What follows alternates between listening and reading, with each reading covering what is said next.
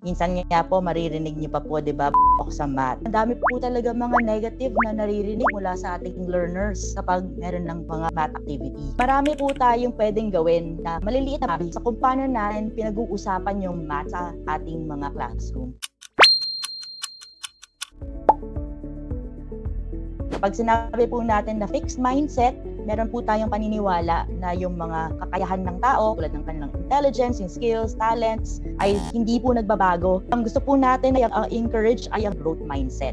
Ito po ay paniniwala that intelligence, skills, and talents can improve through effort and practice. Kapag yung mga learners or yung students ay may growth mindset, mas mataas po talaga ang kanilang scores sa math. Kaya ba nating baguhin ang wording ng tatlong statements na ito na negatibo para maging mas growth-oriented? I'm not good at math. Math is only for smart people. I always make mistakes in math. Pwede po talaga nating i-challenge yung mga ganitong mindset by supplying ito pong mga mas positive na language. Pwede pong sabihin natin na hindi pa tayo magaling sa math, so I'm not good at math yet, or that math is for anyone who works hard and keeps trying, and I made mistakes in math before, but I will learn from them and do better next time. Kailangan tinatakal din natin itong psychological and emotional component of learning math. I think they go hand in hand. Yes. Practice and then addressing the other things, like their feelings or what's their attitude towards math.